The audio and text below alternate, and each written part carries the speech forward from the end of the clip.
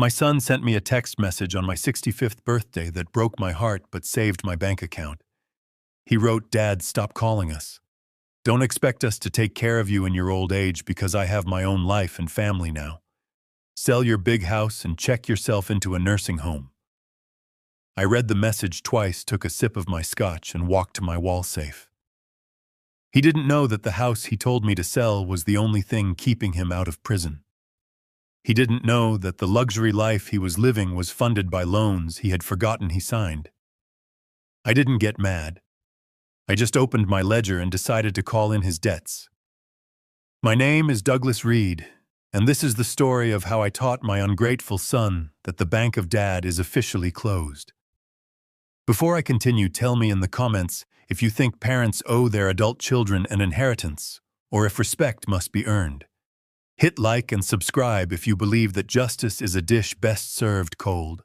It was raining in Seattle, a relentless gray drizzle that tapped against the windows of my 4-bedroom colonial house like a nervous finger. Inside, the silence was heavy.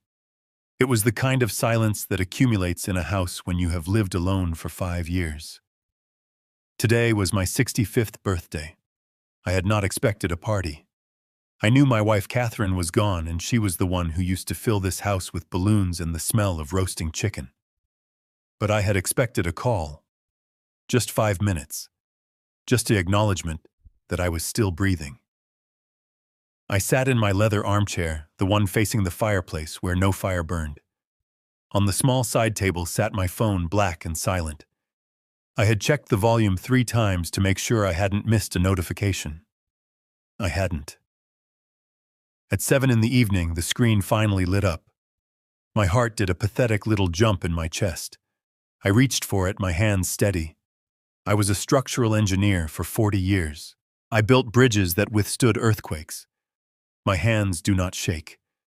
It was a text from Brandon. Not a call. Not a video chat with my grandson Leo. Just a block of text. I put on my reading glasses and focused on the words.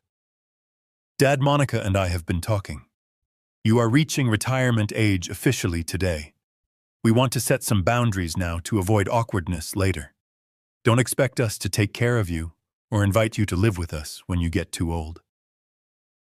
I have my own life, my own family, and my own financial pressure. You need to be realistic. Sell your house, use the money to pay for a facility, and don't become a burden on us. Happy birthday." I read it once. Then I read it again out loud, my voice sounding raspy in the empty room. Happy birthday. That was the kicker. He had buried the knife in my chest and then pasted a greeting card sticker on the handle. I looked around the living room. I looked at the grand piano that Brandon had learned to play on the lessons, costing me $300 a month for 6 years. He hadn't touched a key since he was 18. I looked at the mantel where a photo of his college graduation sat. I paid for that degree. I paid for the dorm where he partied, the books he didn't read, and the fraternity fees that bought him friends. A normal father might have cried. A weaker man might have called his son begging for clarification, asking what he had done wrong. But I felt a strange transformation happening inside me. The heat of shame that had started to rise in my neck suddenly cooled. It froze.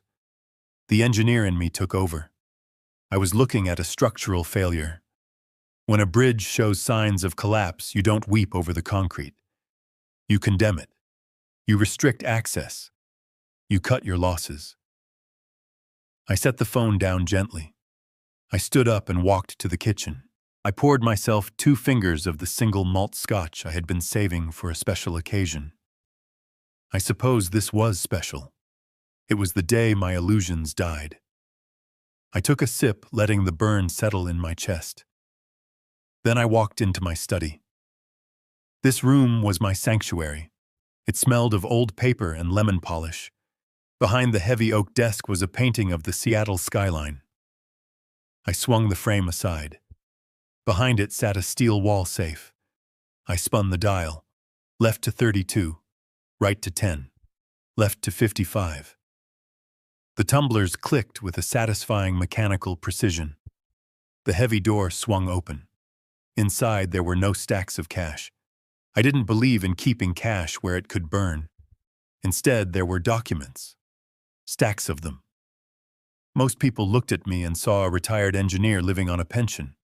They saw an old man driving a 5-year-old Ford truck. Even Brandon thought I was just getting by. He thought I was sitting on a nest egg that was slowly cracking. He was wrong. I reached into the safe and pulled out a thick black leather binder. I placed it on my desk and switched on the green banker's lamp. The light pooled on the cover. This was my ledger. 5 years ago, when I sold my shares in the construction firm, I walked away with $4 million after taxes. I never told Brandon. I wanted him to build his own character. I wanted him to work hard like I did.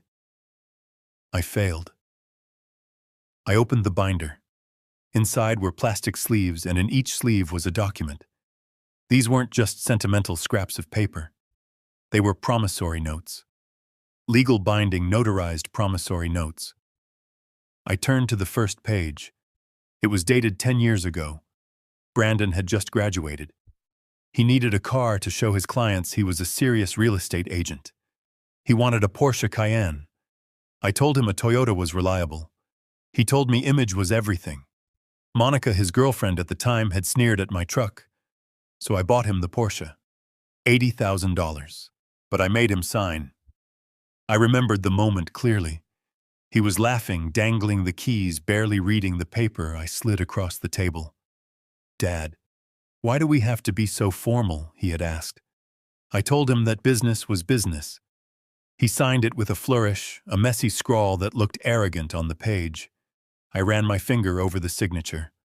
Promissory note 001. Principal amount $80,000. Interest rate 2%. I turned the page. The wedding. Oh, that wedding. Monica wanted a vineyard in Napa Valley. She wanted imported orchids and a live string quartet. I suggested a nice church ceremony here in Seattle. She cried. She told Brandon I was ruining her dream. Brandon came to me, eyes downcast, asking for help. I wrote the check. $150,000. Promissory note 005. Signed by both Brandon and Monica. They were so drunk on champagne they probably thought it was a guest book. I kept turning the pages. The down payment on their penthouse. The bailout, when Brandon's credit card maxed out after their trip to Europe. The seed money for Monica's failed boutique business. I stopped at the last page. It was from 6 months ago. Brandon had come to me sweating pale. He had gambled on a risky real estate flip and lost. He needed $50,000 to cover the gap, or he would lose his license. I gave it to him. I looked at the total at the bottom of my spreadsheet. $482,500. That was the principal. With the accrued interest, it was over $500,000. But the money wasn't the weapon. The weapon was a small paragraph at the bottom of every single note. Clause 4, Section B. I adjusted my glasses and read it aloud to the empty room. The lender, Douglas Reed, reserves the right to demand full repayment of the principal and accrued interest at any time for any reason. This note is callable on demand. Upon receipt of a formal demand letter, the borrower has 30 days to settle the debt in full before legal proceedings and asset seizure commence. Callable on demand. Brandon had never read the fine print. He thought these were just formality papers to make his old man feel important. He thought I was a soft touch, a safety net that would always be there to catch him. I looked at the phone again. The text message was still there, glowing faintly. Don't expect us to take care of you. I closed the ledger. The sound was like a gunshot in the quiet room. You want to talk about independence, son. You want to talk about having your own life, fine. Let's see how much of a life you have when the bank forecloses on it. I didn't go to bed. I didn't sleep. Instead, I pulled a fresh sheet of paper from my printer tray. I sat down and uncapped my fountain pen. I began to draft a letter. It wasn't a letter to my son. It was a letter to my lawyer, Mr. Holloway. I wrote with a steady hand. Dear Holloway, please prepare the necessary filings to activate Clause 8 of the Reed Family Trust immediately. Remove Brandon Reed as a beneficiary. Secondly, I am attaching copies of 15 promissory notes. I want you to issue a formal demand letter for the total amount to be sent to Brandon's office by courier on Monday morning. I paused. I looked at the photo of Leo, my grandson, on the corner of the desk. He was the only innocent one in this mess. I felt a pang of guilt, but I pushed it down. If I didn't cut the rot out now, Leo would grow up to be just like his father. Entitled, weak, cruel. I continued writing. If payment is not received within 30 days, initiate foreclosure proceedings on all collateral, including his primary residence and personal vehicles. I signed my name, Douglas Arthur Reed. The sun was starting to rise over Seattle. The gray light filtered through the blinds, illuminating the dust motes dancing in the air. I felt lighter than I had in years. The burden of being a father is heavy, especially when you are carrying a child who refuses to walk. But the burden of being a creditor, that is simple. It is just math. I walked to the kitchen and made a pot of coffee. The text message from Brandon no longer hurt. In fact, I was almost grateful for it. He had finally given me the permission I needed to stop being his father and start being his teacher. He wanted me to sell my house. He wanted me to disappear into a nursing home so he could wait for me to die and inherit the rest. I took a sip of black coffee. It was bitter and hot. Monday was going to be a very interesting day for the real estate market in Seattle. My son was about to learn that when you burn a bridge, you better make sure you are not standing on it. The elevator ride to the 42nd floor of the Rainier Tower was silent and fast. My ears popped as the doors slid open, revealing the polished marble lobby of Holloway and Associates. This was a place where fortunes were protected and lives were dismantled, usually with the stroke of a very expensive pen. I walked past the receptionist who knew me by name, clutching my black leather ledger against my chest like a shield. I wasn't here today to build a bridge or design a foundation. I was here to demolish the ground my son was standing on. Robert Holloway was waiting for me. We had been friends for 30 years, since the days when I was a site manager, and he was a public defender with holes in his shoes. Now he wore Italian suits and had eyes that had seen every variety of human greed imaginable. He didn't offer me coffee. He saw the look on my face and poured 2 glasses of sparkling water. He sat behind his mahogany desk, a fortress of glass and steel, with a view of the city that Brandon so desperately wanted to own. I didn't say a word. I just unlocked my phone and slid it across the desk to him. The text message from Brandon was glowing on the screen. Holloway put on his reading glasses. He read it in silence. His expression didn't change. He didn't gasp or shake his head. He just let out a long, slow breath through his nose, the kind of sound a doctor makes when he sees a tumor on an X-ray. He pushed the phone back to me, so he set his voice low and gravelly. It begins. I nodded. I told him that I was done waiting. I told him that the time for lectures and warnings was over. I placed the black ledger on his desk. Holloway opened it. He flipped through the pages of the promissory notes, his eyes scanning the dates, the amounts, and the signatures. He stopped at the note for the Porsche. He paused at the note for the wedding. He lingered on the note for the penthouse down payment. Then he looked up at me, a small, sharp smile playing on his lips. "You kept them," he said. "You actually kept them all." I told him that I never threw away a contract. Holloway closed the book and leaned back in his chair, steepling his fingers. He looked like a shark that had just smelled blood in the water. "Douglas," he said, "do you understand what you are holding here? This isn't just a list of loans. This is a nuclear option.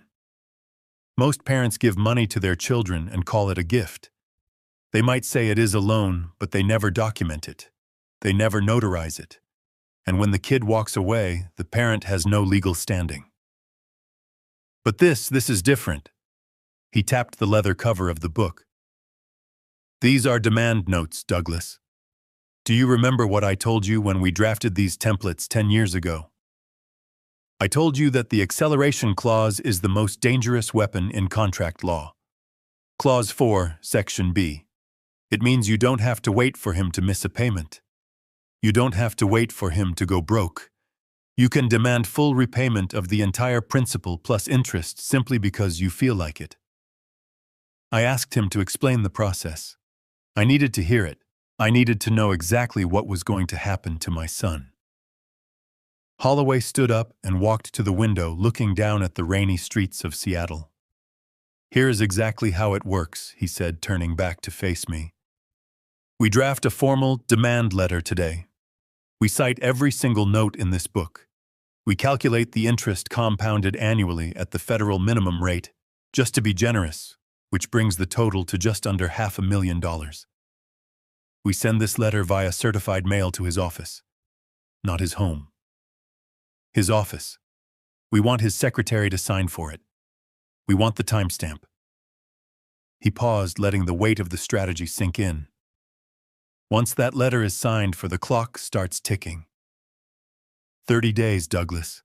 He has exactly 30 days to write you a check for $482,000. If he doesn't, and we both know he can't, he is in default. On day 31, we file a motion for summary judgment. Because these notes are notarized and the signatures are valid, there is no trial. There is no jury. The judge looks at the paper, sees the debt, and bangs the gavel. I asked him what happens after the judgment. Holloway walked back to his desk and leaned over, his eyes locking onto mine. That is when the fun begins. We get a writ of execution. That gives the sheriff the authority to seize assets to satisfy the debt. We freeze his bank accounts. We garnish his wages. We put a lien on that fancy penthouse he loves so much. And since the penthouse is likely mortgaged to the hilt, our lien triggers a default with his mortgage lender. The bank will foreclose on him before we even have to lift a finger. He sat down, his voice dropping to a whisper. We will strip him, Douglas. We will strip him of his credit score, his assets, his reputation, and his ability to borrow a single dime from anyone in this country for the next 7 years. He won't be able to rent an apartment. He won't be able to lease a car. He will be financial dust. I looked at the ledger. I thought about Brandon when he was 5 years old, learning to ride a bike. I remembered the way he used to look at me like I was the strongest man in the world. I remembered the day I taught him to tie his shoes. A wave of nausea hit me. Was I really going to do this? Was I really going to destroy my own son's life over a text message? I looked at Holloway. I told him that maybe this was too much. Maybe I should just cut him off from the will and leave it at that. Maybe I should just let him drift away. He is still my boy. Robert. He is still the kid I carried on my shoulders. Holloway didn't blink. He reached into his drawer and pulled out a file. He tossed it onto the desk. It slid across the mahogany and stopped right in front of me. Open it, he said. I opened the file. It was a background check, a financial investigation report. I asked him what this was. I ran this on Brandon 6 months ago, Holloway said. When you told me he asked for that $50,000 for the real estate flip. I wanted to see if the deal was real. It wasn't. There was no real estate deal, Douglas. He used your $50,000 to pay off a gambling debt to a bookie in Las Vegas. I stared at the report. The numbers were there. The wire transfers. The dates. Holloway leaned forward, his voice hard and uncompromising. He didn't just disrespect you, Douglas. He has been stealing from you. He has been lying to you. And that text message, that wasn't an emotional outburst. That was a calculation. He thinks he has squeezed the lemon dry and now he is tossing the rind in the trash. He thinks you are weak. He thinks you are just a lonely old man who will take the abuse because you are desperate for connection. He pointed a finger at me. If you don't do this, you aren't saving him. You are enabling a monster. He is 32 years old. If he doesn't learn consequences now, he never will. And what about your grandson? What about Leo? Do you want Leo to be raised by a man who treats his own father like a disposable resource? The mention of Leo was the final straw. I thought about my grandson, watching his father, learning from him. I thought about the cycle of entitlement and selfishness continuing for another generation. I closed the file. The hesitation evaporated. The engineer was back. The structural failure had been confirmed. The demolition order had to be signed. I looked at Holloway. I told him to do it. Holloway nodded. He pressed a button on his intercom. Sarah, bring in the notary and the standard demand letter templates. And get the trust documents for the Reed estate. We are making some amendments. For the next hour, the only sound in the office was the scratching of my pen against paper. I signed the amendments to the trust, removing Brandon completely. I established a new, irrevocable trust for Leo, accessible only when he turned 25, with a clause that required him to be employed and drug-free. Then came the demand letter. Holloway handed it to me. It was brief. It was cold. It was terrifyingly formal. Outstanding debt obligations. Dear Mr. Reed, this firm represents your creditor, Mr. Douglas Reed.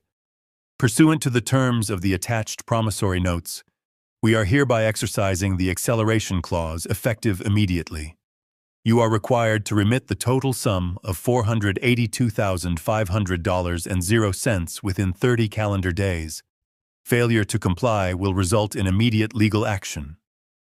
I held the pen over the signature line. My hand didn't shake, but my heart felt like a heavy stone in my chest. This was it, the point of no return.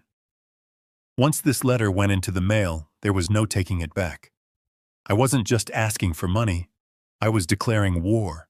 I thought about the text message one last time. Don't expect us to take care of you. I signed my name. The ink was black and permanent. Holloway took the letter and placed it in a crisp white envelope. He stamped it with a red stamp that said, "Certified mail. Return receipt requested." "It goes out in the morning run," Holloway said. "He will get it by Monday." I stood up. I felt tired, but I also felt a strange sense of clarity. The ambiguity was gone. The relationship was no longer based on guilt or obligation. It was now based on a contract. I asked Holloway one last question. I asked him if he thought Brandon would call me when he got the letter. Holloway stood up and shook my hand. His grip was firm. "He will call you, Douglas. He will scream. He will cry. He will threaten. But for the first time in his life, he will be calling you with respect. Because for the first time in his life, he will realize that you are not just his father. You are the man who holds the keys to his cage." I walked out of the office and back to the elevator. The doors closed, sealing me in. I watched the numbers count down on the display. 40, 30, 20. I was going back down to the street level, back to the rain, back to my empty house. But I wasn't going back as a victim. I was going back as the plaintiff. And God help the defendant when the court is in session. While I was sitting in a lawyer's office signing away their inheritance, my son and his wife were sitting at the most expensive brunch spot in downtown Seattle. The Emerald Lounge was the kind of place where a glass of orange juice cost $15 and the walls were lined with velvet. It was a place for people who wanted to be seen, and Brandon and Monica lived to be seen. They were seated at a prime window table bathed in the same gray light that felt so heavy to me, but to them it probably looked like silver. Brandon's phone buzzed on the white tablecloth. He glanced at it, and a slow, arrogant grin spread across his face. He didn't pick up the phone to call me. He didn't show a flicker of concern. He simply turned the screen toward Monica so she could read my text. He folded. Brandon said, his voice loud enough for the neighboring tables to hear. "I told you he would. The old man is predictable." Monica read the message where I had lied about selling the house and moving into a nursing home. She let out a laugh that sounded like breaking glass. She clapped her hands together, her diamond engagement ring catching the light.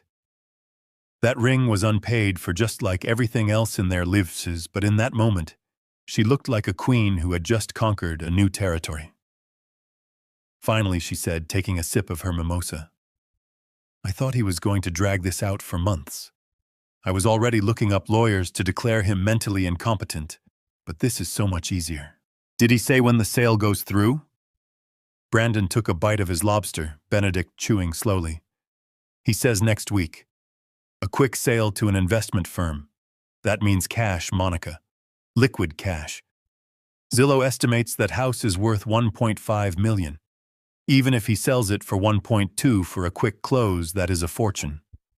They didn't talk about my health. They didn't ask which nursing home I had chosen. They didn't wonder if I was scared or lonely. Instead, they immediately pulled out a napkin and a gold pen. Monica started writing. She wasn't writing a thank you note. She was doing math. "Okay," she said, her eyes gleaming with a predatory hunger. "Let's be conservative. Let's say the net proceeds are $1 million after he pays off whatever small mortgage might be left.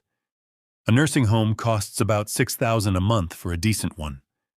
But why should we pay for a decent one? He doesn't need luxury. He just needs a bed and a cafeteria."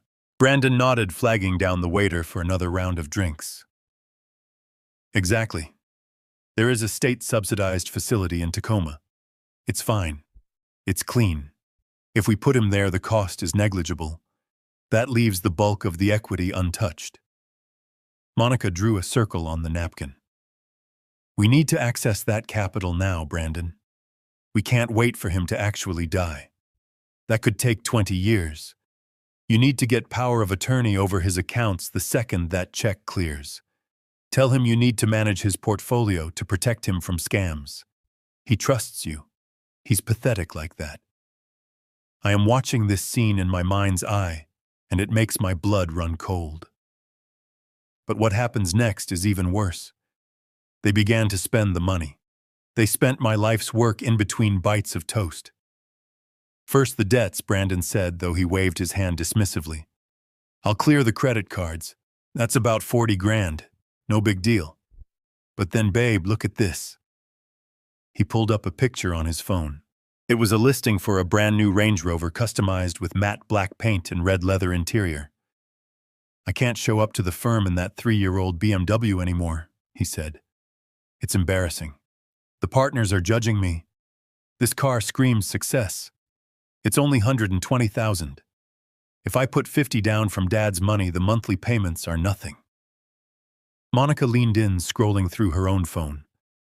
"We are definitely upgrading the trip to the Maldives. No more economy class. We are flying first-class Emirates. And I want to stay in the water villa with the private slide. It's $10,000 a night, but we deserve it.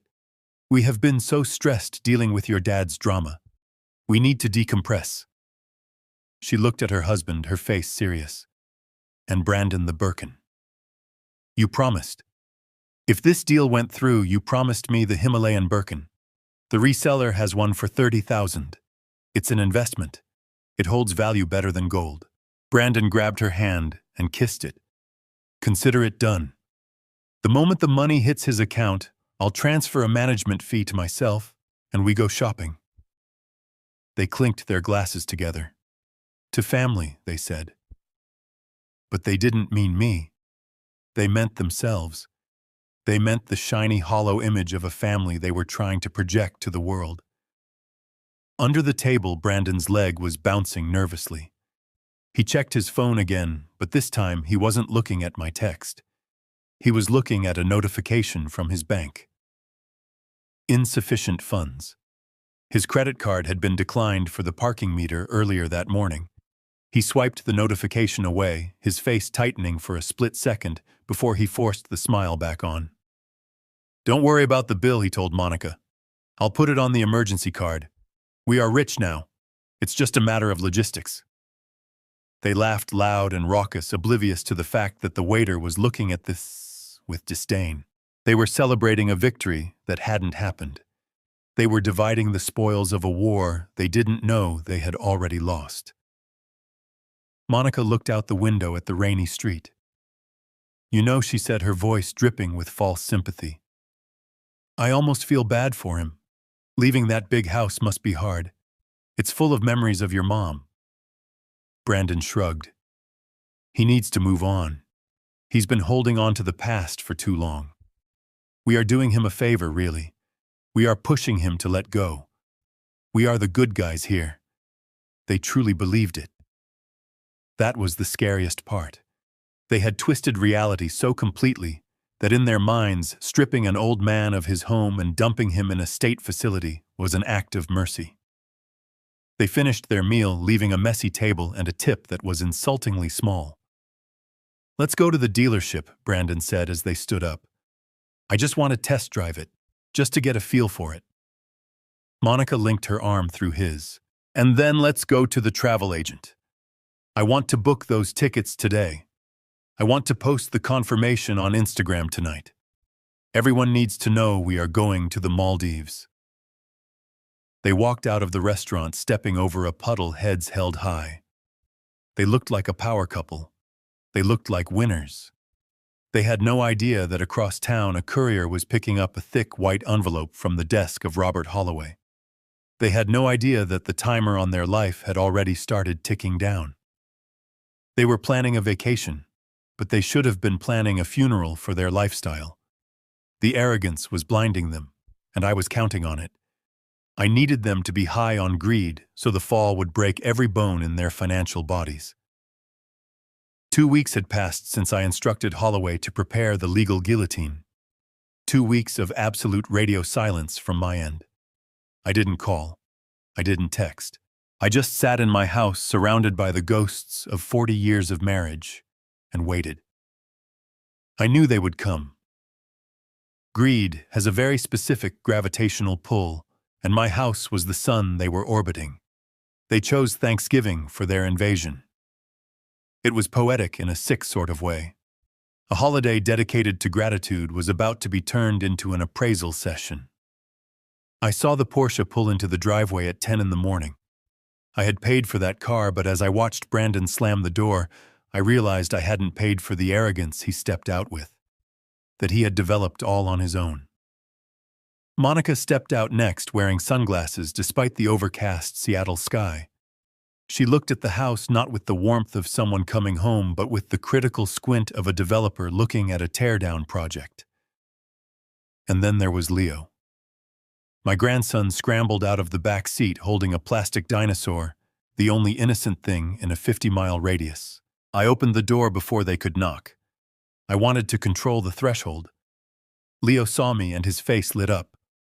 "Grandpa," he shouted, dropping the dinosaur and running toward me with his arms wide open. My heart, which I thought had turned to stone over the last fortnight, cracked a little.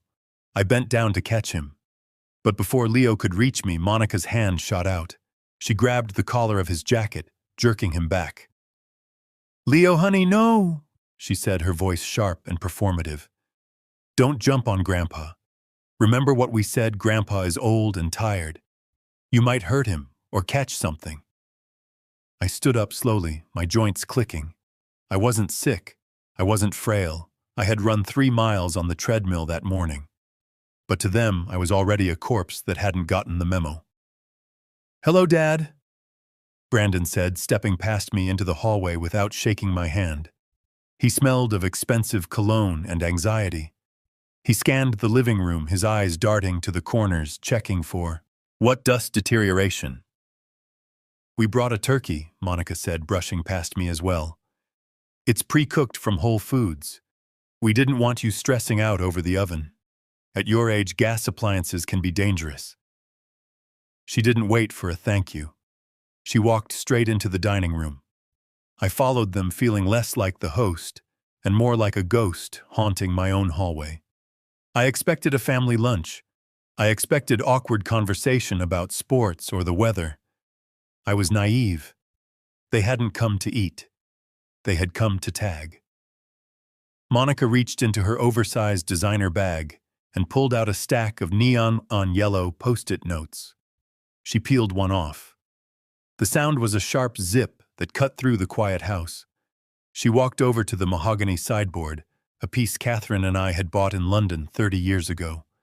She slapped the yellow note onto the polished wood. On it, she had written one word in thick black marker. Keep.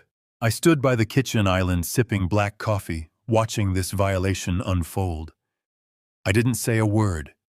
I became the observer. I became the predator hiding in the tall grass, watching the prey graze, unaware that the wind had already shifted.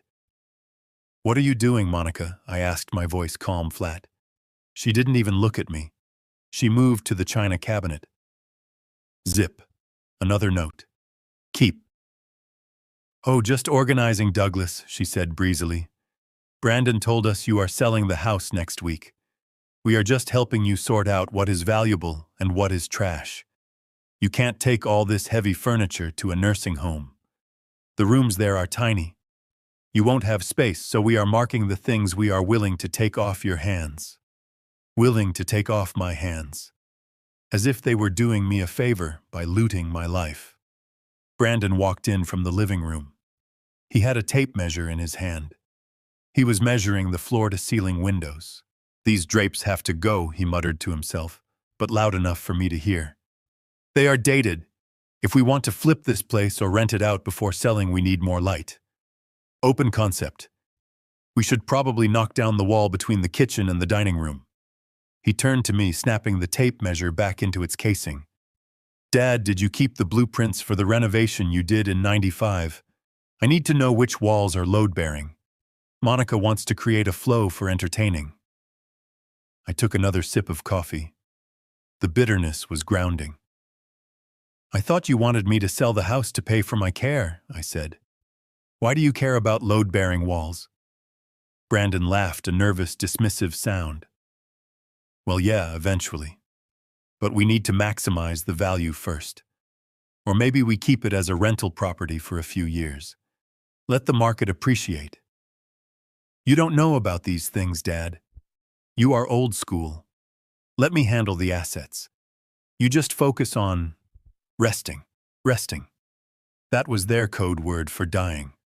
I watched Monica move to the fireplace. Above it hung the oil painting of the Seattle skyline, the one that hid my wall safe. She stared at it, tilting her head. "This is hideous," she declared. "Zip. A note. Sell." She slapped the note right onto the canvas. I felt a surge of rage, hot and electric, but I pushed it down. Not yet. The trap wasn't fully sprung yet. I needed them to commit fully. I needed to see exactly how far they would go. They moved through the house like a swarm of locusts. Zip. Keep on the leather armchair. Zip. Trash on my collection of engineering journals. Zip. Keep on the silver tea set Catherine loved. They didn't ask me a single question. They didn't ask. "Dad, does this chair mean anything to you?" They didn't ask. "Douglas, would you like to keep this photo album?" To them, I had already ceased to exist as a person with desires and memories. I was just an obstacle between them and the inventory. Leo was sitting on the floor playing with his dinosaur. He looked up at me, his eyes wide and confused. He saw the yellow notes sticking to everything like sores. "Grandpa," he whispered, "why is Mommy putting stickers on your stuff?" I walked over and sat down next to him on the floor. My knees protested, but I ignored them. I lowered my voice. "Because Leo," I said, stroking his hair, "your Mommy and Daddy are playing a game. They think they are shopping." "Can I play?" Leo asked. "No," I said softly. "This is a game for grown-ups who have forgotten how to be good. You stick with your dinosaur. Dinosaurs are honest. If they want to eat you, they roar. They don't smile and bring you a turkey." Monica walked back into the room. She had made her way to the master bedroom. My bedroom. The sanctuary I hadn't let anyone enter since Catherine passed. "Brandon, come here," she shouted. I stood up and followed them. Monica was standing in front of Catherine's vanity table. On it sat her jewelry box. It wasn't locked. I never locked it because I liked to open it sometimes and smell her perfume. Monica had the box open. She was holding up Catherine's pearl necklace against her own throat, looking in the mirror. "This is vintage," she said, her voice trembling with greed. "Real saltwater pearls. This must be worth $5,000 alone." "Put it down," I said. The room went silent. It was the first time I had given a command. Monica turned, her face flushing with irritation. She didn't put it down. She clasped it around her neck. "Oh, relax, Douglas. It's just gathering dust here. Catherine would want someone to wear it. Someone young. Someone alive. It's a waste to leave it in a dark room. I'm doing you a favor by archiving it." Archiving it. Brandon stepped between us, sensing the tension. "Dad, she's right. Mom's stuff. It's just stuff. We are going to put it in a safe deposit box. For the family. For the family." I looked at my son. I looked at the woman he married. I looked at the yellow sticky notes that now polluted my home. I realized then that they weren't just greedy. They were hollow. They were empty vessels trying to fill themselves with things that didn't belong to them, hoping it would give them substance. I smiled. It was a cold, dry smile. "You know what I said. You are right. It is just stuff. Take it. Take whatever you want. Mark it all up." Monica's eyes widened. "Really?" "Really," I said. "Because by Monday, none of this will matter." They took that as a surrender. They thought I was finally accepting my fate as the senile old man.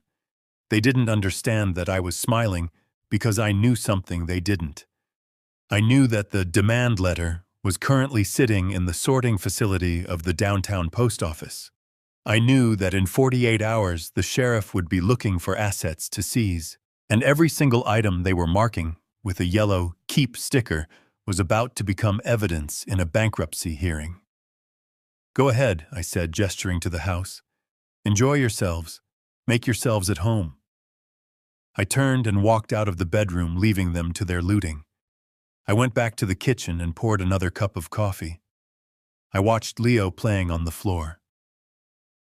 I wasn't a victim anymore.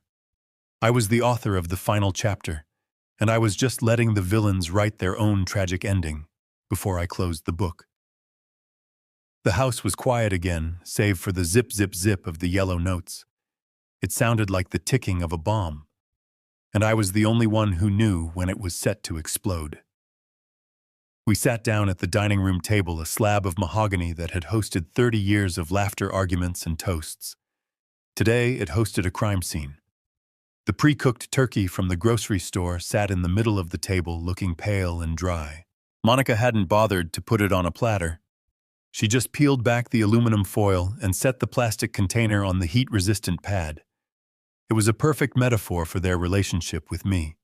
Convenient, devoid of warmth, and strictly transactional. Leo was the only one eating with any enthusiasm. He was mashing potatoes with his fork, humming a little tune. I watched him, wishing I could shrink the world down to just this chair and that boy and let the rest of the room dissolve into the ether. But I couldn't. I had to play the scene out. Brandon cleared his throat. It was the sound of a salesman revving his engine. He poured wine into his glass, filling it almost to the brim, but he didn't offer to pour any for me. So Dad, he started leaning back in his chair with a feigned casualness that made my skin crawl. "We need to talk logistics. If you are serious about moving to a facility, time is money. The market is shifting. Interest rates are ticking up. You don't want to leave this house sitting on the market for months." I cut a piece of the dry turkey. It tasted like sawdust. I chewed slowly, forcing him to wait. "I'm listening," I said. Brandon exchanged a quick look with Monica. It was the look of two conspirators who had rehearsed their lines in the car. "I took the liberty of running the comps in the neighborhood," Brandon said. "The Miller house down the street sold for $1.3 million, but that had a renovated kitchen. Your kitchen is, well, it's 90s chic, but the lot size is good. I think if we list it aggressively at 1.2, we can get a bidding war going. I repeated softly. Brandon smiled, a slick, practiced expression he probably used on first-time homebuyers who didn't know better. Well, yes. I'm a licensed broker, Dad. It makes sense for me to handle the listing. Why give 3% commission to a stranger when you can keep it in the family? I'll cut my fee to 2%. That saves you $12,000 right there. Plus, I can manage the contractors for the staging. Monica has a great eye for that. Monica chimed in, pointing her fork at the window. We need to declutter immediately. That's why we were tagging things. Most of this heavy furniture makes the rooms feel small.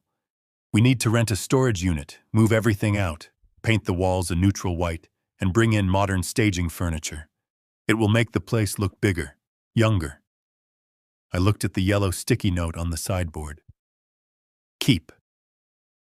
I looked at the note on the china cabinet. Keep. So I asked, let me get this straight. You want me to move out, pay you to sell my house, and pay for a storage unit for furniture that you have already marked for yourself? Brandon frowned, putting down his wine glass. You are twisting my words. We are trying to maximize your equity. This is your nest egg, Dad. We want to make sure you get the most out of it. And what happens to the money after the sale? I asked. Brandon shrugged. It goes into a managed account. I can help you with that too. We'll set up a conservative portfolio. Bonds, index funds, something safe. We'll draw a monthly allowance for your nursing home fees and the rest will grow. Grow for who? I asked. For you, Brandon said, his voice rising slightly. For your future, I put my fork down. The metal clinked against the china, a sharp punctuation mark in the conversation. I wiped my mouth with the napkin. I looked at my son, really looked at him. I saw the desperation behind his eyes. I saw the debts he wasn't telling me about. I saw the house of cards he had built, and how he was viewing my home as the glue to hold it all together. You can stop the sales pitch, Brandon, I said calmly. You don't need to list the house. Brandon blinked. What do you mean? You can't sell it for sale by owner. You'll get fleeced. You don't know the paperwork. I didn't say I was selling it myself, I replied. I said you don't need to list it, because it is already sold. The silence that followed was absolute. It was heavy and thick like the air before a thunderstorm. Monica froze with her glass halfway to her mouth. Brandon's jaw actually dropped. What Brandon whispered. I took a sip of water. I signed the papers yesterday morning, I lied. A private investment firm. They buy properties for cash as is. No inspections, no staging, no painting the walls white. They offered me a flat price and I took it. We close on Monday. Brandon's face turned a shade of red I had never seen before. It wasn't embarrassment. It was fury. You sold the house without consulting me for how much market value, I said vaguely. Enough to cover my needs. Monica slammed her glass down. Wine sloshed onto the tablecloth. Who is the buyer? She demanded. What is the name of the firm? We need to see the contract. You probably got ripped off. You are an old man, Douglas. People prey on seniors. You could have lost hundreds of thousands of dollars. I'm not senile, Monica, I said, my voice hardening. I was negotiating multi-million-dollar infrastructure contracts while you were still learning to color inside the lines. The deal is done. The money is wired. It's over. Brandon stood up. His chair scraped violently against the floor. You can't do that, he shouted. This is a family asset. This is my inheritance. You can't just liquidate it without talking to me. I am your son, I looked up at him unmoved. I thought you had your own life, Brandon. I thought you had your own family. Isn't that what you texted me? You told me to sell the house. You told me not to be a burden. I am doing exactly what you asked. I am liquidating my assets to pay for my own care so I never have to ask you for a dime. Why are you upset? You should be celebrating. You are off the hook. But the money, Brandon sputtered. Where is the money going? I leaned forward. That is none of your business. Just like my care is none of your business. Monica stood up now, her face twisted and ugly. She pointed a manicured finger at me. You did this on purpose, she hissed.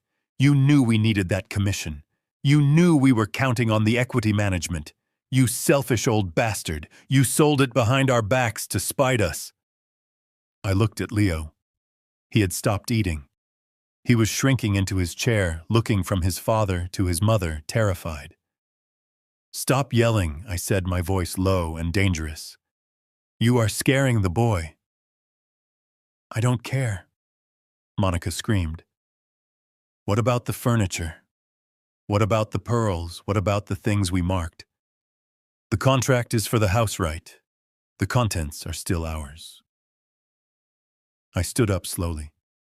I picked up the yellow sticky note from the sideboard. I crumpled it in my hand. Actually, I said part of the deal was a vacancy clause. The house needs to be empty by Monday. I hired a junk removal service. They are coming tomorrow. Junk removal. Brandon looked like he was going to have a stroke. That is a $5,000 dining table, I know, I said. I bought it. And since I can't take it with me to the nursing home, and since you have your own life and your own furniture, I donated it. All of it. The furniture, the silver, the books. It's all going to Goodwill. They are picking it up at 8 a.m. The tax write-off will be substantial. Monica let out a sound that was half scream, half sob. The pearls, what about the pearls? I donated those to a battered women's shelter auction, I said. I thought it was fitting. Catherine would have wanted them to help women who are trying to escape bad situations. You gave away Mom's pearls, Brandon whispered, looking at me with pure hatred. You are sick. You are a sick, bitter old man. I didn't flinch. I walked around the table and stood at the head, gripping the back of my chair. Get out, I said. Brandon looked at me, stunned. What? Get out of my house, I repeated. Take your cold turkey, take your yellow sticky notes, and get out. You came here to appraise me like a used car. You came here to strip the copper out of the walls before the body was even cold. Well, the sale is closed. The shop is shut. Get out. Brandon puffed out his chest, trying to intimidate me. I was 65, but I had spent my life on construction sites. I had stared down union bosses and corrupt inspectors. A soft-handed real estate broker in a leased suit didn't scare me. This isn't over, Dad, he spat. I will contest this. I will get a lawyer. I will prove you are mentally incompetent, and I will reverse this sale. You won't see a dime of that money. I laughed. It was a genuine laugh this time. Go ahead, Brandon. Get a lawyer. In fact, I highly recommend you get a very good one. You are going to need him on Monday. He didn't know what I meant. He thought I was bluffing about the sale. He had no idea that the real lawyer he needed wasn't for contesting a house sale, but for defending against a foreclosure. Monica grabbed her bag. Come on, Brandon. Let's go, he's insane. We'll call Dr. Evans. We'll have him committed. We are taking the pearls, by the way. She reached for her neck, but I slammed my hand down on the table. The silverware jumped. You walk out that door with those pearls, Monica and I will call the police and report a theft, and I will press charges. Do you want a criminal record on top of everything else? She froze. She looked at my eyes and saw that I wasn't bluffing. With a tremble of pure rage, she unclasped the necklace and threw it onto the table. It landed with a soft clatter next to the dry turkey. I hope you rot in that nursing home, she spat. I hope you die alone. I picked up the pearls and put them in my pocket. I already am alone, Monica. I've been alone since the day Catherine died. Having you two vultures circling me didn't make me less lonely. It just made me tired. Brandon grabbed Leo's arm, pulling him roughly off the chair. We are leaving, Leo. Don't say goodbye to Grandpa. He doesn't love us. Leo looked back at me, tears streaming down his face. I wanted to run to him. I wanted to tell him that I loved him more than life itself, and that everything I was doing was to ensure he didn't turn into the man dragging him out the door. But I stayed still. I had to remain the villain in their story, so I could be the hero in his future. I watched them storm out. The front door slammed so hard the windows rattled. I heard the Porsche engine roar to life, an angry mechanical scream. And then silence returned. I looked at the dining room. The yellow notes were still stuck to everything, bright flags of greed. I walked over to the sideboard and peeled off the note that said keep. I crumpled it up and tossed it onto the half-eaten turkey. I wasn't going to a nursing home. I wasn't selling the house. And I definitely wasn't insane. I was just a father who had finally decided to stop being a doormat. I sat back down at the head of the table. I poured myself a glass of the wine Brandon had opened. It was a cheap blend, acidic and harsh. I drank it anyway. Monday, I whispered to the empty room. Monday is coming. I checked my watch. The courier would be delivering the demand letter to Brandon's office at 9 a.m. sharp on Monday morning. They thought they had lost an inheritance today. They had no idea they were about to lose their freedom. The slap of the sold house was just the warm-up. The punch was yet to land. And I, Douglas Reed, was keeping my fist clenched tight. Monday morning arrived with the aggressive brightness of a day that didn't care about your weekend hangover. In the glass-walled offices of Sterling and Finch Real Estate, the air conditioner hummed a low, expensive note. Brandon Reed sat in his ergonomic chair, the one that cost more than my first car, and surveyed his domain. He was wearing a new suit, a navy blue Italian cut, that he had charged to a credit card that was already $3,000 over the limit. But it didn't matter. In his mind, the wire transfer from the sale of my house was imminent. He was just borrowing against a future that he believed was guaranteed. He took a sip of his double-shot espresso and looked at his calendar. He had a lunch meeting with the developer at noon. He planned to order the most expensive scotch on the menu and hint that he was coming into significant family capital. It was all part of the game. Fake it until you make it, and then keep faking it so nobody realizes you are hollow inside. At 9:15, the receptionist, a young woman named Sarah, who Brandon had been trying to impress for months, knocked on his glass door. She looked nervous. "Mr. Reed," she said, "there is a courier here for you. He says it is urgent legal correspondence. He needs a signature." Brandon smiled. He actually smiled. He stood up, buttoning his jacket with a flourish. He thought it was the contract for the house sale. He thought I had capitulated completely and was sending him the paperwork to manage the funds. "Send him in, Sarah," he said, his voice deep and authoritative. The courier was a short man in a gray uniform, holding a thick white envelope with a red stripe. He didn't look impressed by Brandon's suit or the view of the city. He just held out a digital pad. "Sign here," the man said. Brandon scrawled his signature, that arrogant loop he had practiced since high school. He took the envelope. It felt heavy. It felt important. "Thank you, my good man," Brandon said, tossing the envelope onto his desk as the courier left. He waited until the door clicked shut. Then, like a child on Christmas morning, he grabbed his letter opener, a silver blade shaped like a dagger. He slit the top of the envelope. He pulled out the stack of papers. The first thing he saw was the letterhead. Holloway and Associates. He smirked. He knew Holloway. That was my friend, the old lawyer who used to come to our backyard barbecues. Brandon probably thought Holloway was just facilitating the transfer of assets. He unfolded the cover letter. He began to read, and as he read, the air in the room seemed to vanish. The hum of the air conditioner stopped. The noise of the city outside the window fell silent. The only sound in the universe was the blood rushing to his ears, a roaring torrent of panic.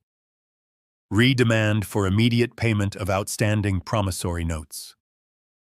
Brandon blinked. He shook his head, thinking his eyes were playing tricks on him. He read the next line. "Dear Mr. Reed, this firm represents your creditor, Mr. Douglas Reed. We are writing to formally notify you that Mr.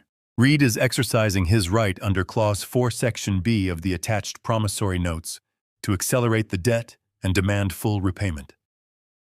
Brandon's hands started to shake. The paper rattled a dry, crinkling sound that seemed incredibly loud in the quiet office. He dropped into his chair, his legs suddenly unable to hold his weight. He flipped the page. There was a table, a spreadsheet. Date October 12th, 2014. Item Porsche Cayenne purchase. Amount $80,000. Status unpaid. Date June 5th, 2016. Item wedding expenses. Amount $150,000. Status unpaid. Date January 10th, 2023. Item personal loan. Amount $50,000. Status unpaid. His eyes dragged down the column past dates he had forgotten, past amounts he had treated as gifts, past the memories of me handing him checks, while he smiled and promised to pay me back someday. He reached the bottom line. The total. $482,500. Brandon stared at the number. It sat there on the white paper like a coiled snake ready to strike. 482,000. It wasn't just a number. It was a death sentence. He couldn't breathe. He loosened his tie, his fingers fumbling with the silk knot. His chest felt tight, constricted by the sudden crushing weight of reality. He didn't have $400,000. He didn't have $40,000. He had $12 in his checking account and a wallet full of maxed-out plastic. He read the next paragraph. You have 30 calendar days from the receipt of this letter to remit the total amount in certified funds. Failure to comply will result in the immediate filing of a lawsuit, a motion for summary judgment, and the subsequent seizure of assets, including, but not limited to, real estate vehicles and garnishment of wages. Seizure of assets. Garnishment of wages. Brandon looked around his office. He looked at the lease on the BMW he drove. He looked at the penthouse he rented. He looked at his career, which was built entirely on the image of success. If his wages were garnished, if his car was repossessed in the company parking lot, if he was sued by his own father, it was over. The partners would fire him. The developer he was meeting for lunch would laugh in his face. Monica would leave him. Monica. Oh God, Monica. He grabbed his phone. His fingers were slippery with sweat. He unlocked the screen and dialed my number. He didn't think about what time it was. He didn't think about the last time we spoke when he told me to get out of my own house. He just reacted like a drowning man reaching for a piece of driftwood. The phone rang. 1 ring. 2 rings. 3 rings. Pick up, pick up, pick up, you old bastard, Brandon hissed through his teeth, rocking back and forth in his expensive chair. On the 4th ring, the line clicked open.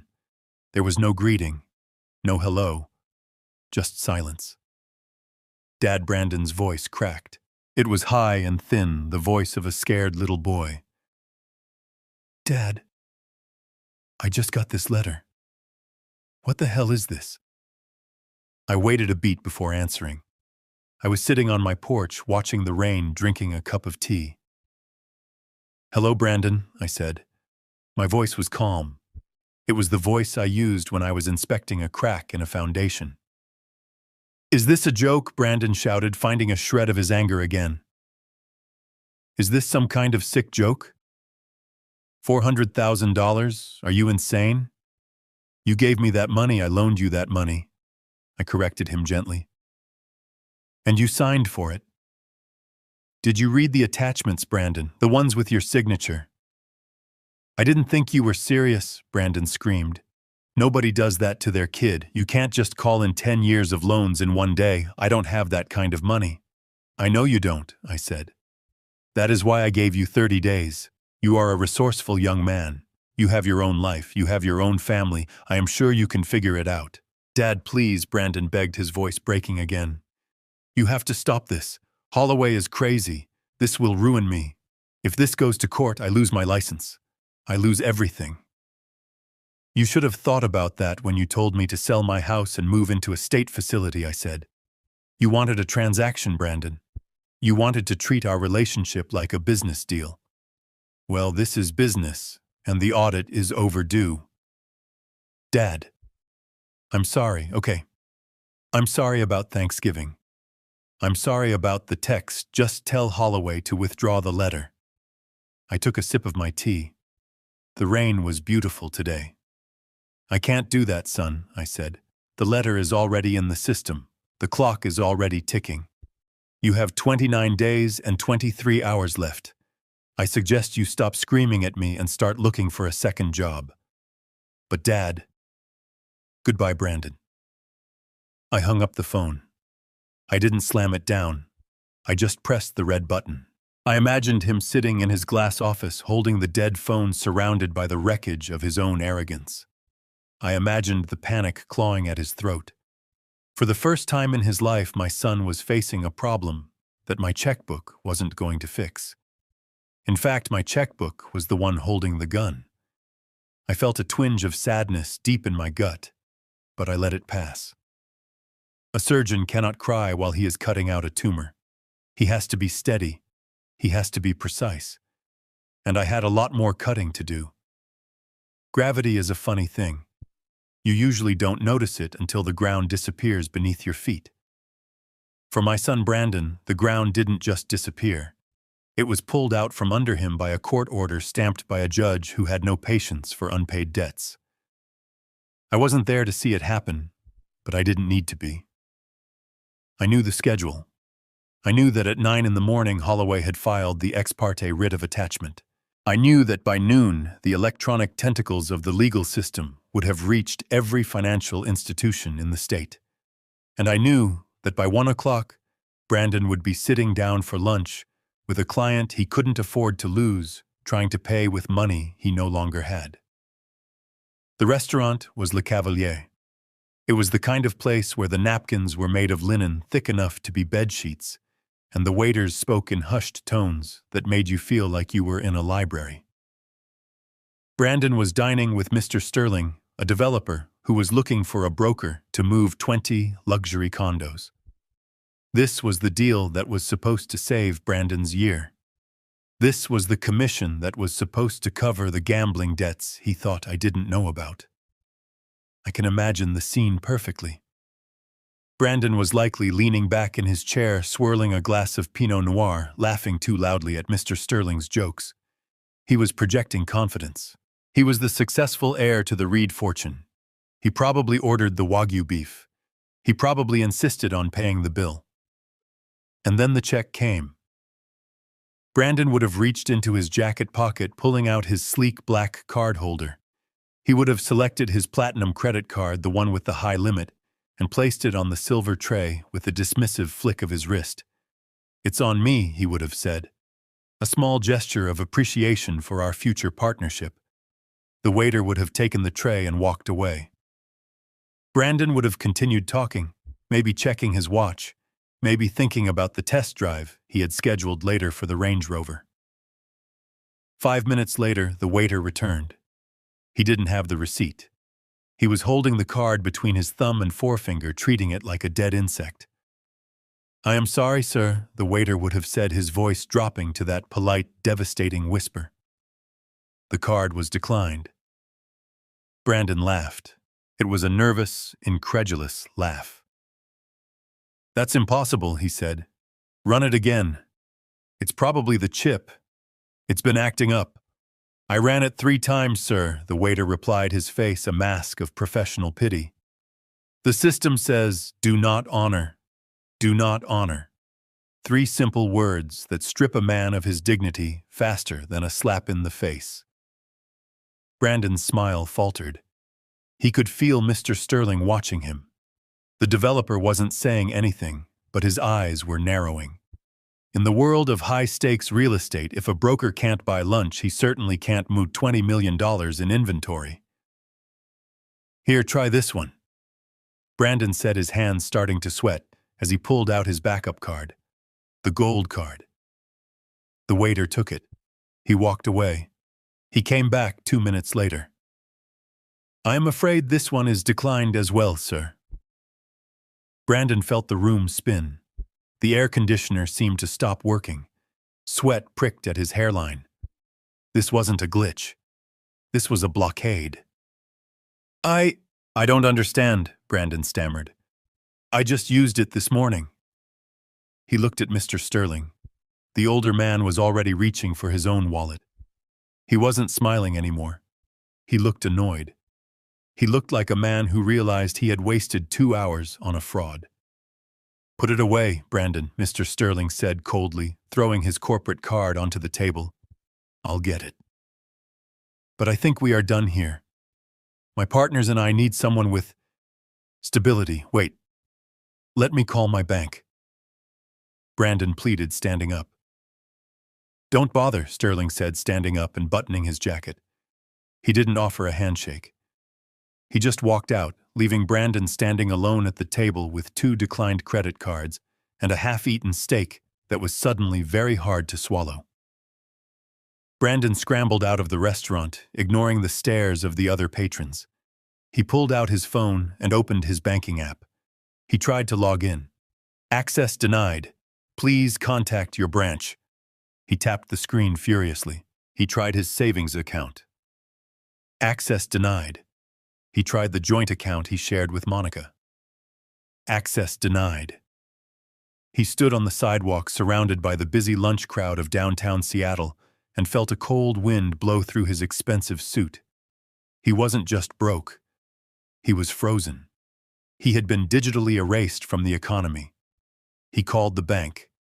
He screamed at the automated system until he got a human being. "Sir," the representative said calmly, "I see a garnish order and a total asset freeze placed by the Sheriff's Department based on a filing from, let me see, Holloway and Associates. We are legally required to lock all accounts associated with your Social Security number." "My dad," Brandon whispered. He actually did it. He hung up. He needed to get home. He needed to find Monica. He needed to figure out a plan. He ran to the parking garage where he kept his leased BMW. But the nightmare was just shifting gears. When he arrived at his luxury apartment complex, he didn't see his valet. He saw a flatbed tow truck blocking the entrance.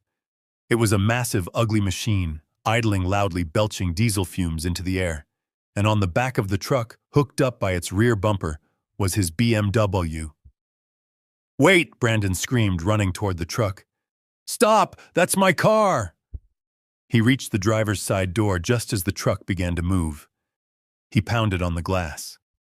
The driver, a large man with a thick beard and eyes that had seen 1,000 desperate people, rolled down the window an inch.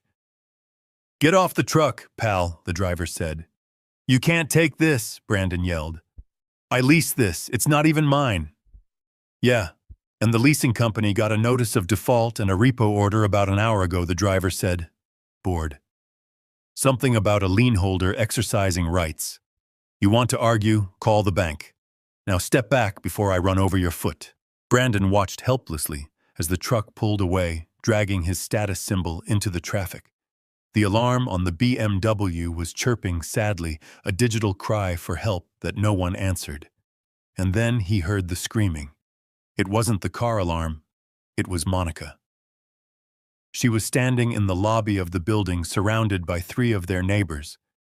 She was wearing her yoga clothes, holding a yoga mat, and she looked like she was about to explode. "Brandon," she shrieked when she saw him. She ran out the automatic doors, not caring that she was making a scene.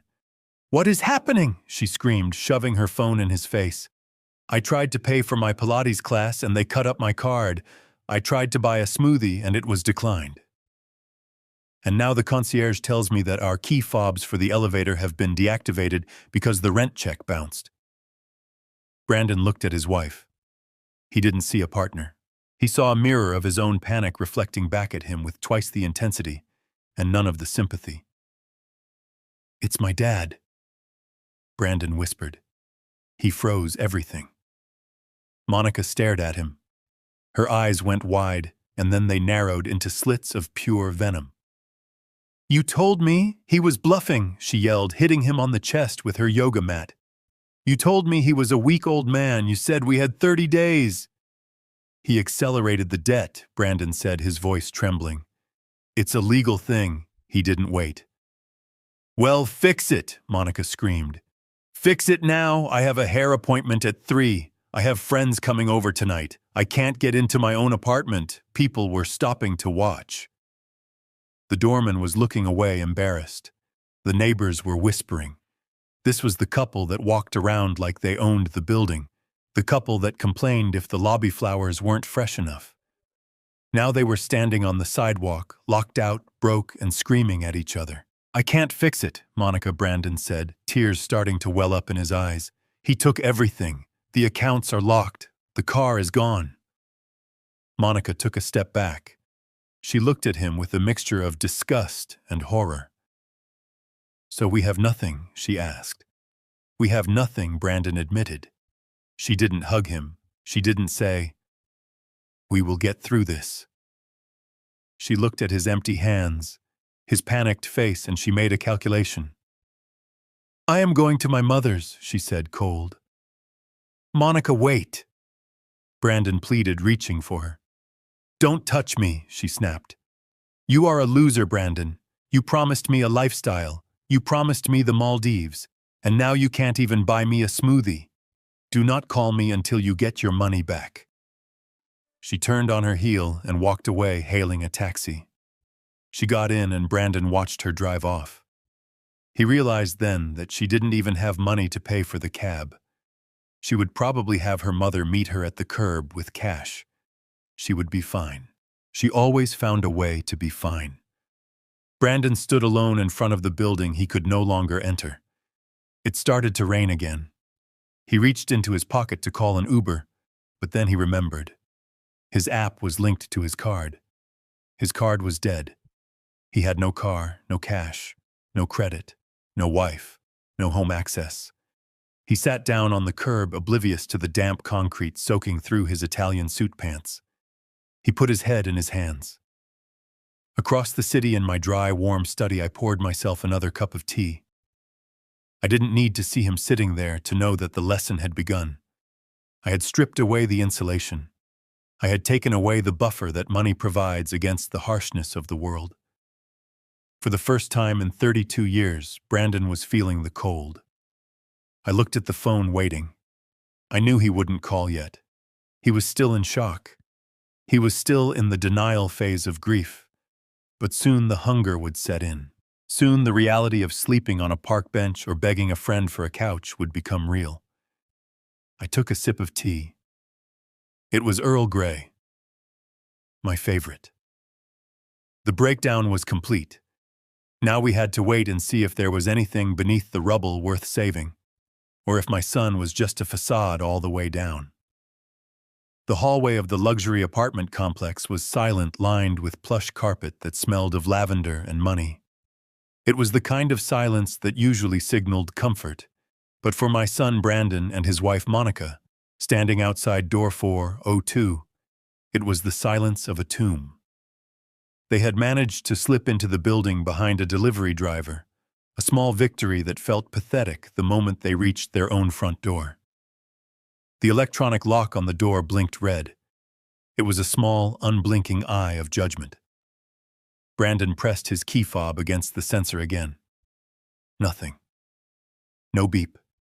No mechanical click of the deadbolt sliding back. Just that cold, accusatory red light. Brandon leaned his forehead against the doorwood. He looked exhausted.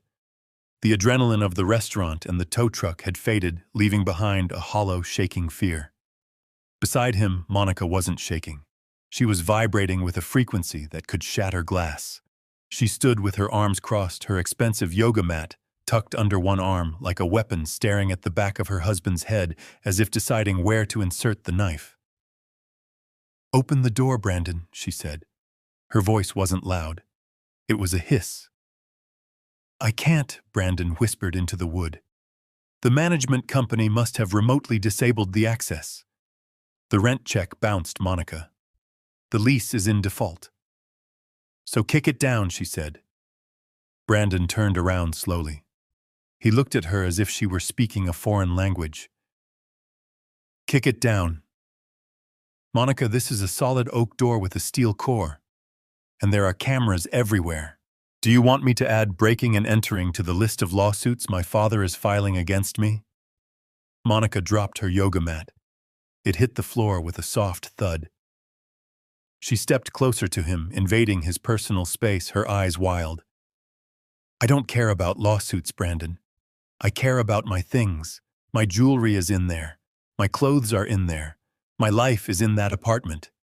You need to get me inside. I can't! Brandon yelled, his voice cracking. The echo of his shout bounced down the long hallway. A door opened down the hall. Mrs. Gable, the elderly widow in 405, poked her head out. She looked at Brandon, then at Monica, and then quietly closed her door. The lock clicked. It was a sound of exclusion. See what you did, Monica sneered. You are humiliating us. Again. Brandon slid down the door until he was sitting on the floor. He pulled his knees to his chest, ruining the crease in his Italian trousers. He looked small. He looked like the little boy who used to hide under the dining room table when thunder shook the house.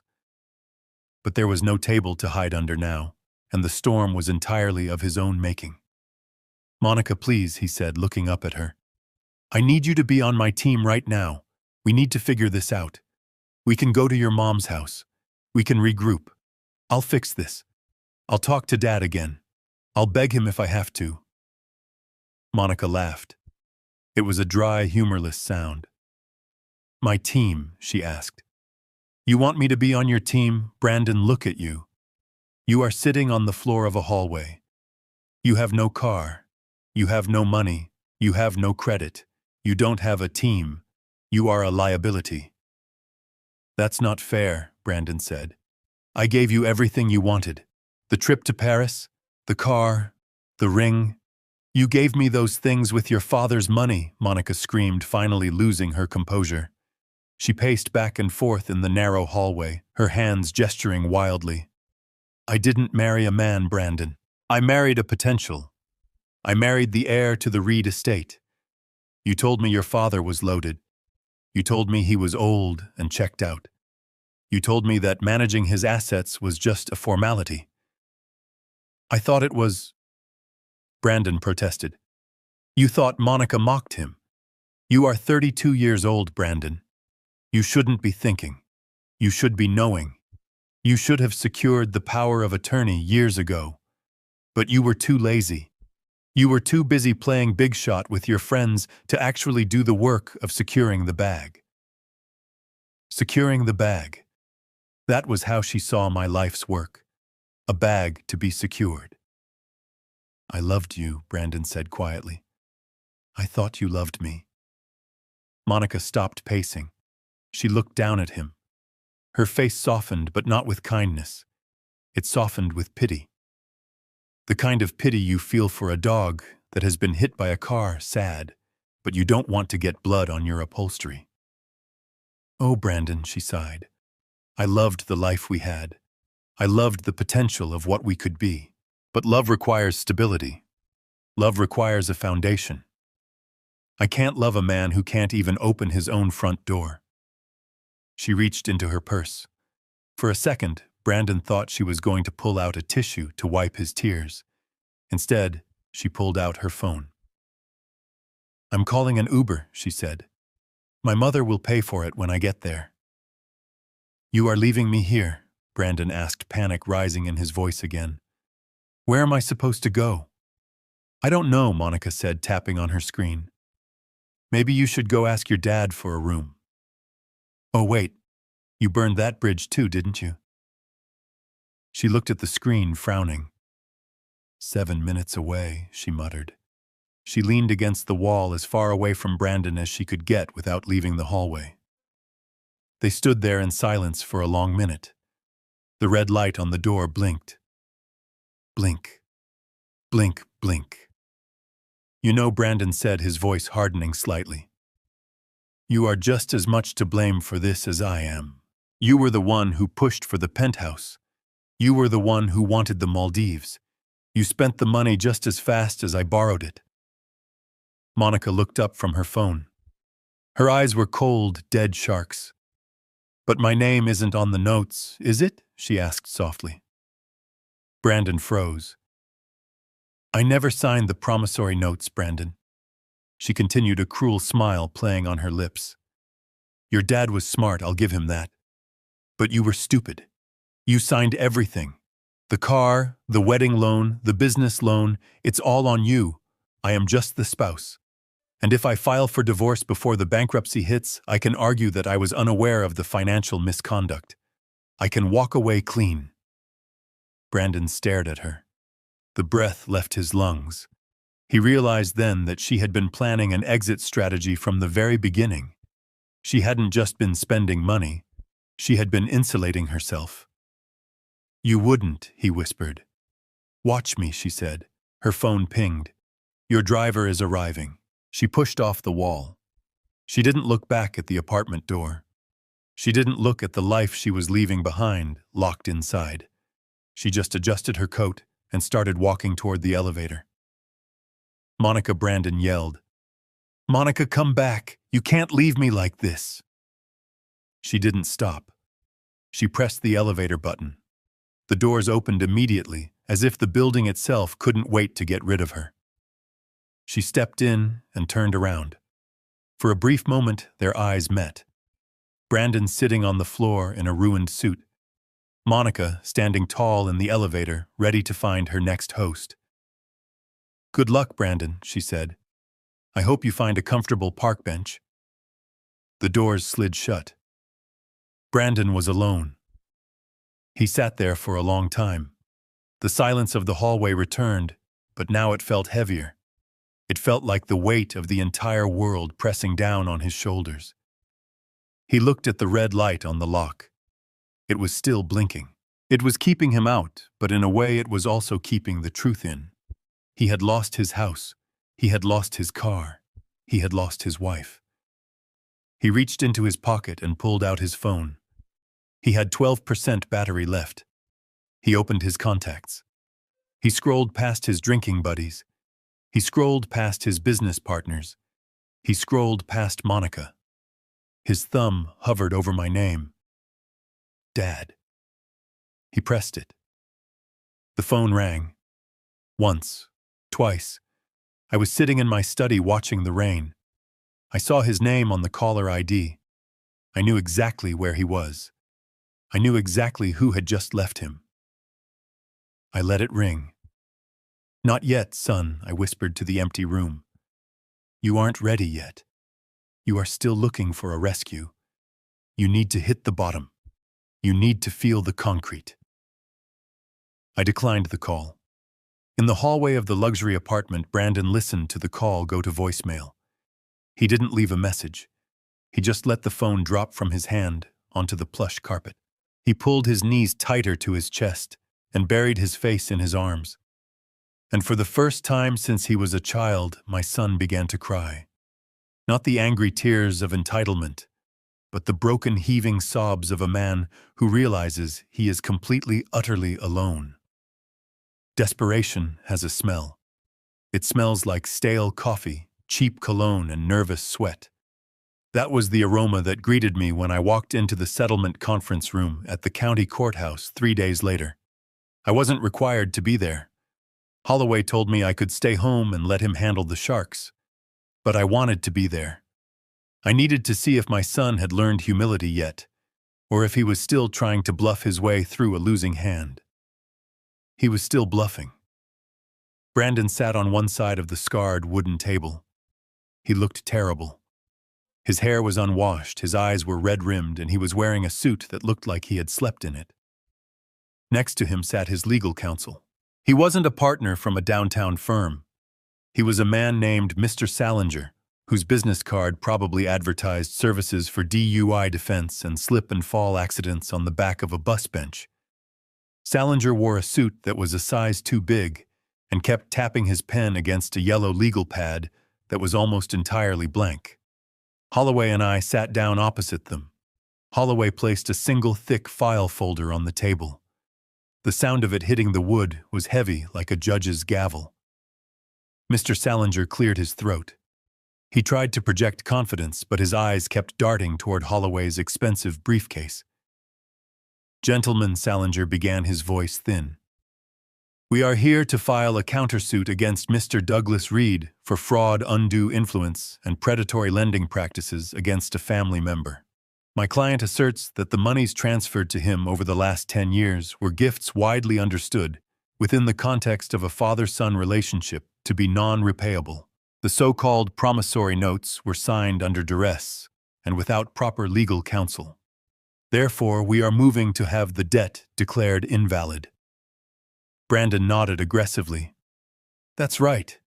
You tricked me into signing those papers, Dad. You told me it was just for your records. You never intended to collect.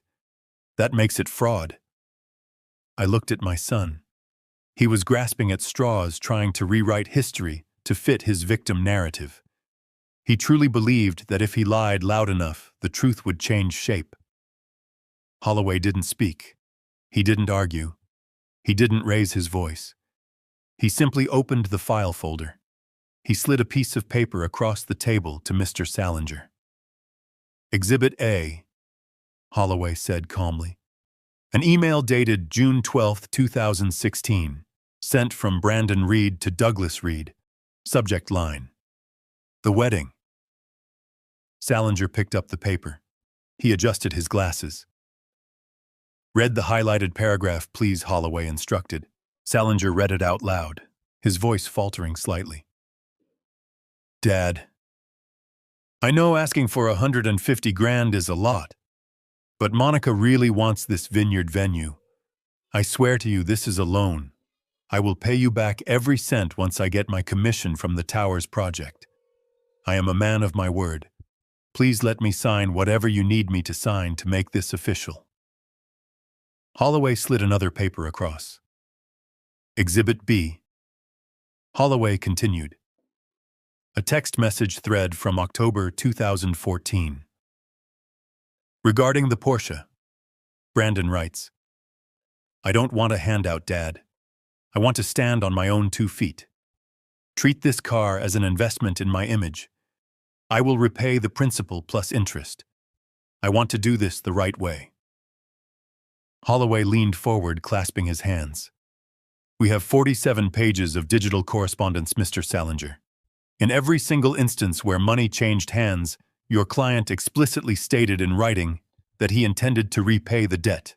He used words like loan, investment, and debt. He never once used the word gift.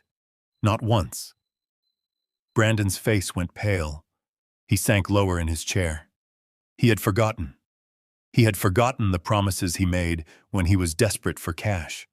He had forgotten that the internet is written in ink, not pencil. Salinger looked at the papers, then he looked at Brandon. The look wasn't friendly. It was the look of a lawyer who realizes his client has lied to him and led him into a massacre.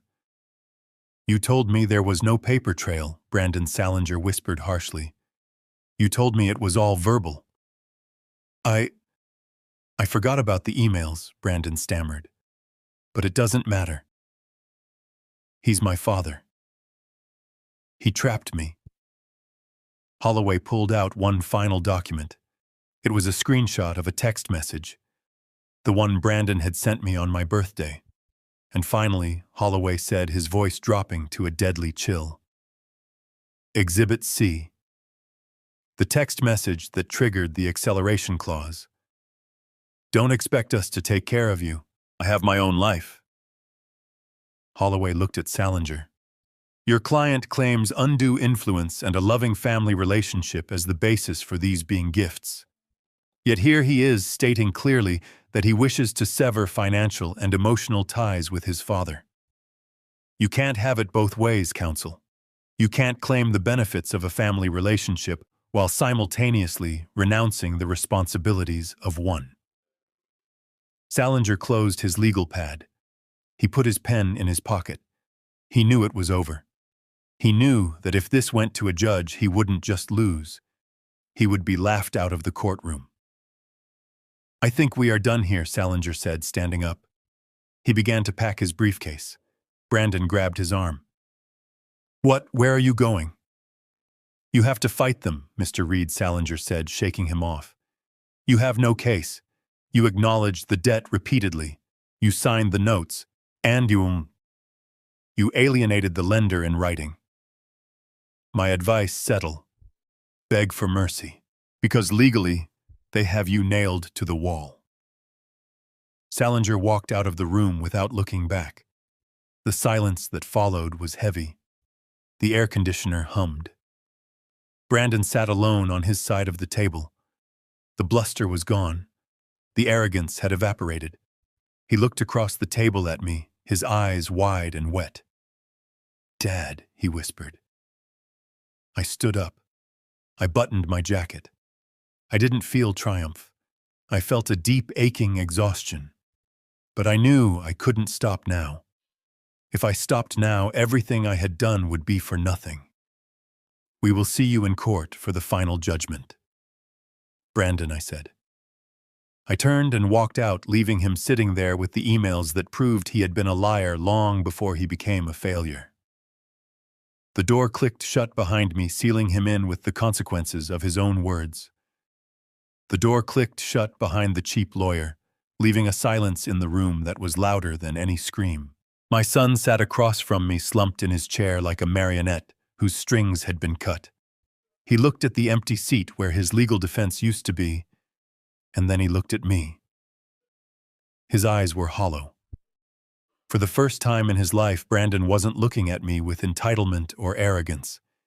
He was looking at me with fear. He was seeing the abyss, and he knew I was the only one holding a rope. Holloway remained silent, tapping his pen rhythmically on the table.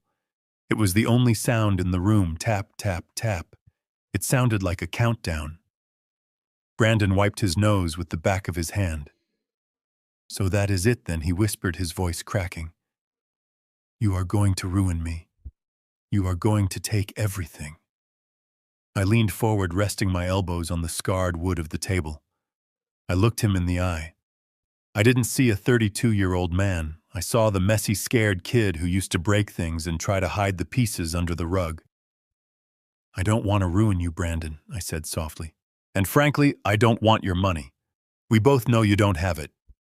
Even if I seize your assets, the bank will take the car, the landlord will take the apartment, and the taxman will take the rest. I would be fighting for scraps. Brandon blinked, confused. Then why do this? Why humiliate me? Because sometimes you have to burn the field to save the soil, I said. I destroyed your financial life because it was built on a lie. But I am willing to give you a chance to build a real one. I reached into my jacket pocket. I didn't pull out another lawsuit. I pulled out a single sheet of paper. It wasn't a legal document. It was a handwritten note. I slid it across the table. There is a way out, Brandon. A clean slate. I will forgive the entire debt. The $482,000. The interest. The legal fees. I will wipe it all away. I will withdraw the lawsuit today. Brandon stared at the paper. He couldn't believe it. Hope flared in his eyes, desperate and pathetic. Really, he asked. You would do that, Dad, thank you. I promise I will pay you back eventually. I will get a new job. I held up my hand to stop him. There are conditions, I said. 2 of them, and they are non-negotiable. Brandon nodded eagerly. Anything. I'll do anything. I'll mow your lawn. I'll paint the house. I don't need a gardener, Brandon. I need a father for my grandson. I pointed to the paper. Condition number 1. You will fight for full custody of Leo. You will argue that his current living situation is unstable, which it is. You will move into a small apartment that I have already rented for you. It is modest, it is clean, and it is yours rent-free for 6 months, provided you stay employed. Brandon nodded. Okay, I can do that. I want Leo. I love him. What is the second condition? I took a breath. This was the hard part. This was the amputation. Condition number 2, I said, my voice hardening. You will divorce Monica. Immediately. The room went cold. Brandon recoiled as if I had slapped him. What? No. Dad. I can't do that. She is my wife. I love her. She is not your wife, Brandon, I said brutally. She is a tumor. She has been feeding off you for 5 years. She isolated you from your family. She spent money you didn't have. And when the ship started sinking 3 days ago, did she grab a bucket? No. She grabbed her yoga mat and ran. She was scared, Brandon protested, his face turning red. She was reacting to the stress. You don't know her like I do. She loves me. We are just going through a hard time. I looked at Holloway. He nodded and opened a slim black folder. He slid a bank statement across the table. I figured you would say that, I said. So I had Holloway do a little digging. We didn't just investigate your finances, Brandon. We investigated hers. Brandon looked down at the statement. What is this? He asked. That is an account with First National Bank, I explained. It is in Monica's maiden name. It was opened 3 years ago. Look at the deposits, Brandon. He scanned the list. $200 here, $500 there, $1,000 transfer. She calls it her emergency fund, I said. Every time you borrowed money from me, every time you got a commission check, every time you thought you were paying bills, she was siphoning off a percentage. I watched his eyes widen as he looked at the balance at the bottom of the page. $52,000, I read aloud. Brandon went quiet. He was doing the math in his head. 6 months ago, I continued, my voice low. You came to me begging for $50,000 to pay off a gambling debt because you said you were terrified Monica would find out. You said it would ruin your marriage. You were crying in my office. Brandon nodded slowly. She had $52,000 sitting in that account, Brandon. While you were weeping and begging your father for a bailout, your wife was sitting on enough cash to save you. And she didn't say a word. She watched you drown. She watched you humiliate yourself. She watched you sign a promissory note that put a noose around your neck. And she kept her money safe. Brandon stared at the paper. His hands started to shake. The denial was fighting a war with the evidence, but the numbers didn't lie. Why, he whispered. Why would she do that? Because she was never betting on you, son, I said. She was betting against you. She was hedging her investment. And 3 days ago, when the money stopped flowing, she didn't call you to offer help. She called a divorce attorney. Holloway slid one last piece of paper across. It was a consultation receipt from a high-end divorce firm dated the morning after the asset freeze. She is already gone, Brandon, I said gently. The only question is, are you going to let her take you down with her? Or are you going to cut the rope? Brandon picked up the receipt. He looked at the date. He looked at the time. It was time-stamped 1 hour after I had frozen the accounts. While he was sitting on the curb in the rain crying, she was already paying a retainer to end their marriage.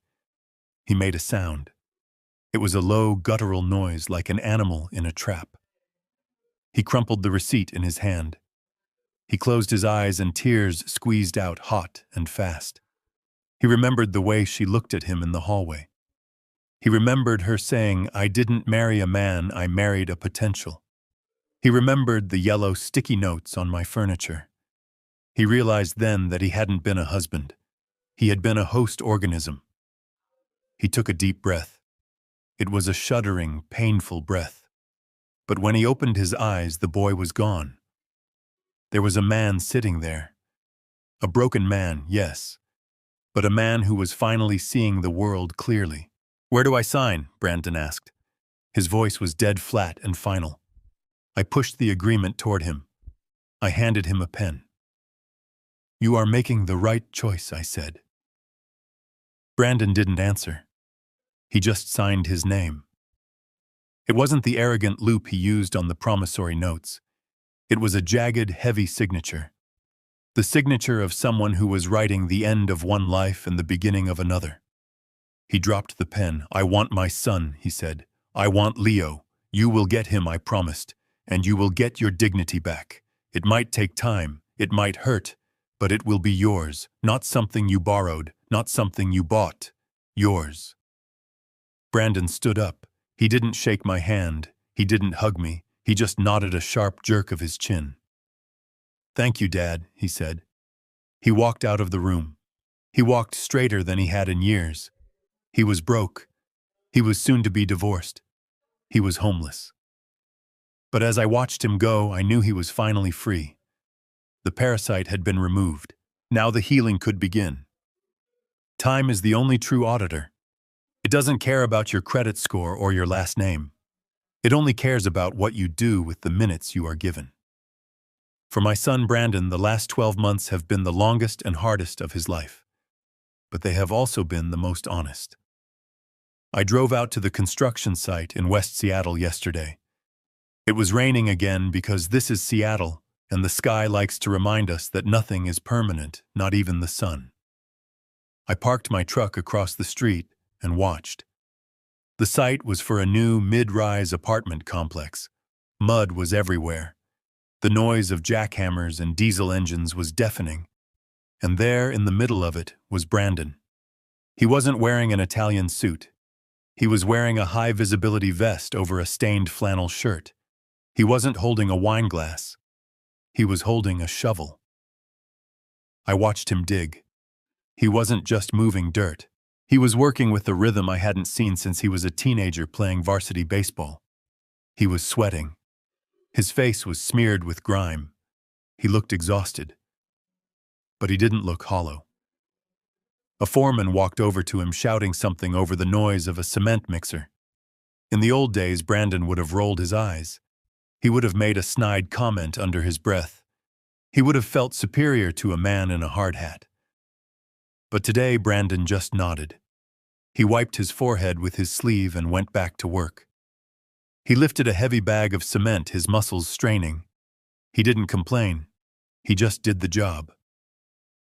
I learned later that he is making $22 an hour. It is less than he used to spend on a single lunch. But every Friday, he takes that paycheck and he pays his own rent on the studio apartment I helped him secure. He pays for his own groceries. He pays for his own bus pass because he still doesn't have a car. And he pays me. Every month, like clockwork, I receive a check for $200. It is a symbolic repayment. I told him he didn't have to, that the debt was forgiven. But he insisted. He said he needed to see the balance go down even if it takes him 100 years. He said he needed to feel the weight of what he borrowed. As for Monica, she vanished as quickly as she arrived. I heard through the grapevine that she moved to Los Angeles less than a week after the divorce papers were signed. Instagram tells the story that reality tries to hide. She is currently dating a producer who is 20 years her senior. She posts photos of herself on yachts and at red carpet events wearing diamonds that probably don't belong to her. She looks happy in that shiny, brittle way that people look when they are running away from themselves. She never asked about Brandon. She never asked about the debt. She certainly never asked about me. She simply molted her old life and slithered into a new one. I don't hate her. I pity her. Because one day she will run out of hosts, and she will have to look in the mirror and see that she has consumed everything around her and is still starving. But Brandon is feeding himself. I watched him take a lunch break. He sat on a stack of drywall opening a plastic container. He wasn't eating Wagyu beef. He was eating a sandwich he made himself. And he wasn't alone. He was laughing with 2 other workers. Real laughter. Not the polite fake chuckle of a boardroom, but the deep belly laugh of a man who has nothing to hide. He saw my truck. He stopped chewing. He stood up. For a second, I thought he might be embarrassed. I thought he might turn away. But he waved. He raised his hand in a simple, tired greeting. I waved back. He pointed to his watch, signaling that he had to get back to work. He didn't come over to ask for money. He didn't come over to complain about his back. He just acknowledged me, respected the distance, and went back to the shovel. That shovel is teaching him more about economics than his business degree ever did. It is teaching him that money represents life energy. It represents time. It represents sweat. When you understand that you don't buy a Porsche to impress people you don't like, you buy a good pair of boots because you have a long walk ahead of you. I started the engine of my truck. I didn't need to stay.